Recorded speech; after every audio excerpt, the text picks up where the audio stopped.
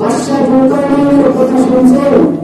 বাদশাহ জুলকারনাইন এমন বড় বাদশাহ ছিলেন, 7টা রাষ্ট্রের বাদশাহ ছিলেন বাদশাহ জুলকারনাইন। বাদশাহ জুলকারনাইন মারা যাওয়ার আগে তিনি তার উজিরকে বললেন যে আমি যখন মারা যাব আমার এই 3টা কাজ তুমি করবে। আমি যখন মারা যাব তখন আমার সম্পদ মানুষের আমার জানাজারের সামনে সব সম্পদ মানে টাকা পয়সা সব কি করবে, আমার সামনে সব পিছিয়ে দিবে, মানুষের পায়ের উপরে পিছিয়ে দিবে।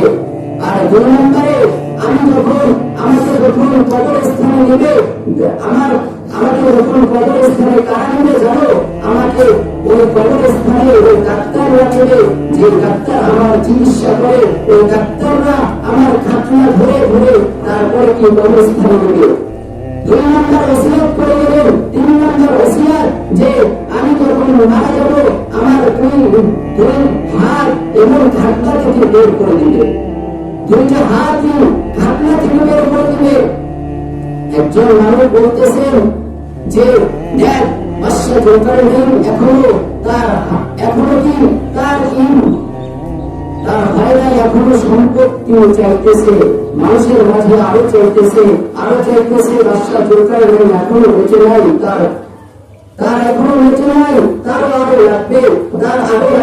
তিনি জন্য 2টা হাত দিয়ে রাখছেন।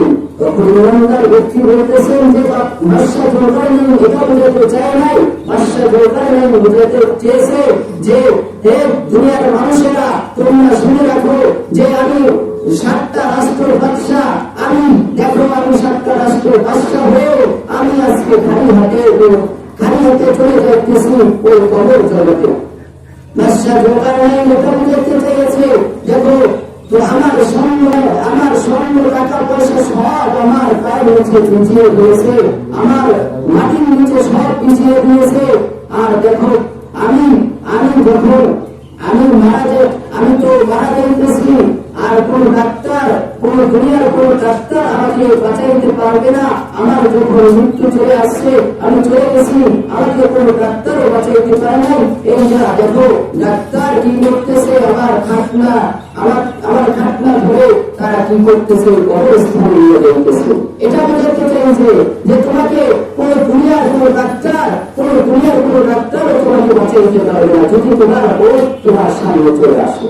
তোমার লোক কি তোমার সামনে চলে আসে, তোমার এই টাকা পয়সা, তোমার এই ধন সম্পদ কিছুই তোমার কাজে আসবে না। তোমার রোগ যদি তোমার সামনে চলে আসে, তোমার আজরাইল, তোমার মালাকুল মউত তোমার সামনে যদি চলে আসে, তাহলে তোমার রক্ষা হবে না। তোমার যতই সম্পদ থাকুক, তোমার যদি রাষ্ট্রের বাদশাহ হও, তাহলে তোমার রক্ষা হবে না, তোমার মৃত্যু হবে। বাদশাহ জুলকারনাইন 7টা রাষ্ট্রের বাদশাহ ছিলেন, তারপর কিছু হয়ে যাইতে পারেন নাই।